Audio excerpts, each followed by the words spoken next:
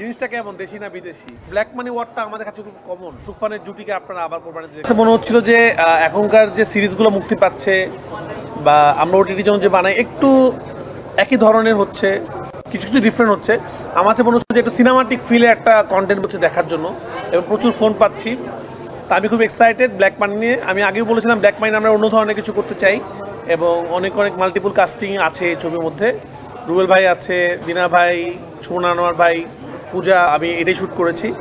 তাদেরকে একটা উপহার, সিনেমার আগ পর্যন্ত এই ওটিটিতে মানুষ দেখতে থাকুক, তারপর তো ইনশাল্লাহ সিনেমা দেখব। অর্ধেক পাউডারে দ্বিগুণ উজ্জ্বলতা, নতুন রিন অ্যাডভান্সড অর্ধেক পাউডারে দ্বিগুণ উজ্জ্বলতা। না, আমার যে প্ল্যান ছিল যে দেখেন বাইরের দেশে ম্যাক্সিমাম বড় বড় সুপারস্টার যারা পুরনো, তাদেরকে কিন্তু ওটিটিতে তারা কাম ব্যাক করছে। আমাদের দেশে এটা ছিল না, তা আমরা তাদের সাথে একত্রিত করতে পারছিলাম না। আমি চাচ্ছিলাম যে আমাদের পুরনো যে স্টারগুলো ছিল, যারা কিনা যাদের সিনেমা দেখে আমরা বড় হয়েছি, তাদেরকে যদি আমরা সিনেমা হলে তো দেখেছি, একটু অন্য মাত্রায় নিয়ে আসতে পারি। তো আমি খুব ভয়ে ভয়ে রুবেল ভাইকে অফার করেছিলাম, বাট আমি খুবই হ্যাপি। উনি কাজ অনেকদিন দেখতে পারেননি, তারা নতুনভাবে রুবেল ভাইকে খুঁজে পাবেন। এবং রুবেল ভাইয়ের ক্যারেক্টারের নাম বেনসন জুনায়েদ, যিনি একসাথে 2টা সিগারেট খায়।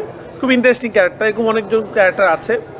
তো আমার মনে হয় যে ওই পুরনো রুবেল ভাইকে আমরা পাবো অ্যাকশন রূপে, এবং ওনার যে স্টারজম সেটা আমরা এটাতে খুঁজে পাবো।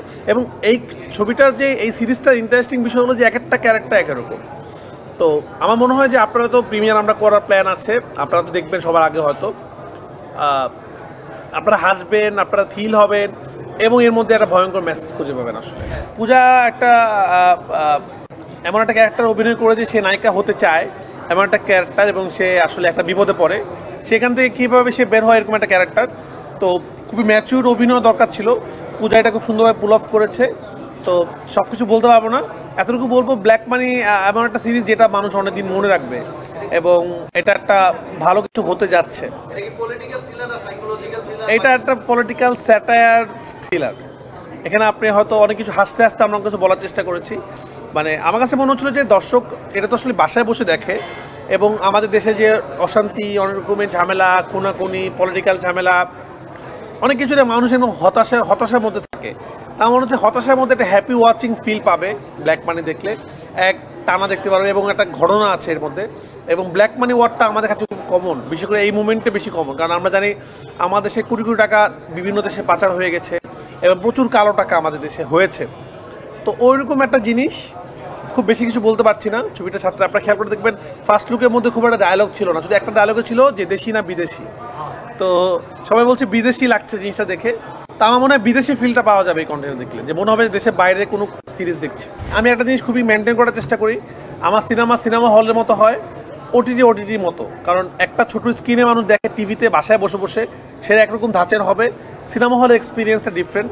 তো মানুষ যেহেতু আমাকে ভালোবাসে, আমার সিনেমা হলে যেয়ে দেখে, টিকিট কেটে দেখে, এবং আমাকে বিশ্বাস করে, তো আমি সেটা রাখতে চাই। আমি হলে আপাতত, সামনে আমি কী বানাবো জানি না, আপাতত এমন সিনেমায় বানাতে চাই যেটা আসলে একটু বিগ স্কেলের সিনেমা, যেটা আসলে মানুষ, কারণ আপনারা জানেন মানুষ যখন সিনেমা হলে সিনেমা দেখতে যায়, তার একটা দিন ব্যয় হয়, তো তার টিকিট টাকাটা উসুল হতে হবে। আমাদের দেশে তো আর মানে প্রতিটা জায়গায় সিনেমা হল নাই। তো আমি এমন সিনেমা বানাতে চাই যেটা পয়সা উসুল সিনেমা হয়। তো সিনেমা হলের জন্য বড় কিছু রেডি করছি। আমি আসলে অফিসিয়াল ঘোষণা দিতেই বিশ্বাস করি, প্রডিউসাররা আপনাদের ডেকে সুন্দর করে, সেটার জন্য ওয়েট করছি। খুব তাড়াতাড়ি বড় কোনো ঘোষণা দিব ইনশাল্লাহ, এবং আমি কোরবানিতে সিনেমা নিয়ে আসছি। তো হয়তো তুফানের জুটিকে আপনারা আবার কোরবানিতে দেখতে পাবেন। আমি তো চাচ্ছি, একটা ডিরেক্টর তো চায় তার একটা সিনেমা যেটা ব্যান্ড হয়ে গেছে সেটা মুক্তি পাক। তো 840 দিয়ে শুরু হলো এই ডিফারেন্ট টাইপের সিনেমা মুক্তি পাওয়া, আশা করছি খুব তাড়াতাড়ি অমীমাংসিত মুক্তি পাবে। না, আমার কাছে মনে হচ্ছিলো যে এই কন্টেন্ট, এটা প্রথমে শুটিংয়ের সময় এটা একটা সিকোয়েন্সের অংশ মূলত। তো আমার প্ল্যান ছিল যে এটা আমার ফার্স্ট লুকের শেষে দিব, কারণ আমরা একটু স্টাইলটা বিদেশি করার চেষ্টা করেছিলাম। এটা কালার টোন যদি দেখেন আপনারা, বা র্যাপ সং দিয়ে এটা ফার্স্ট লুক করা। তো লাস্টে দর্শকদেরকে বলার চেষ্টা করেছিলাম এটা স্যাটায়ারভাবে যে জিনিসটা কেমন, দেশি না বিদেশি। এটা আপাতত মার্কেটিং প্ল্যান। আমার তুফানের একটা ডায়লগ ছিল যে খুব ভয় পাইছি রে, ওরকম একটা ব্যাপার। এটা একটা ফানি জিনিস। আপনার যারা মার্কেটিংটা এমন কিছু হওয়া যেটা মানুষের মধ্যে যায়। অলরেডি এটা নিয়ে টিকটক শুরু হয়ে গিয়েছে যে মালটা কেমন, দেশি না বিদেশি। তো এটা একটা এরকম ব্যাপার, কিন্তু এটা একটা সিকোয়েন্সের অংশ। সিরিজটা দেখলে বোঝা যাবে এটা কেন সুমন আনোয়ার বলেছিল। আসলে অনেক প্রত্যাশা, অনেকগুলো কন্টেন্ট আসছে আমার। শুরুতেই আসে ব্ল্যাক মানি, তারপর আসবে আমার চৌকির একটা কন্টেন্ট, যাহা বলিব মিথ্যা বলিব, এটা সিরিয়াস কন্টেন্ট। তো এটা আমার জন্য একটা বড় ব্যাপার যে আমি খুবই একটা স্যাটায়ার কন্টেন্ট বানিয়েছি বঙ্গর জন্য, খুবই সিরিয়াস একটা কন্টেন্ট বানিয়েছি চরকির জন্য, যেটা কিনা আসবে, যা বলিও মিথ্যা বলিব, এটা রিলিজটা খুব তাড়াতাড়ি হবে, ওইটাও টোটালি কন্টেন্ট। এরপরে হয়তো সিনেমা হলে তাণ্ডব দেখবেন, এরপর হয়তো লায়ন দেখবেন। তো 2025-এর স্বপ্নটা আমার অনেক বড়, আমি নিজেকে আরও ভালো জায়গায় নিয়ে যেতে চাই। তো আপনারা সবাই দোয়া করবেন আমার জন্য, যেন ভালো ভালো সিনেমা বানাতে পারি। তুফান দিয়ে যেরকম বাংলা সিনেমাকে একটা জায়গায় নিয়ে গিয়েছিলাম আমরা, চেষ্টা করছি তাণ্ডব এবং লায়ন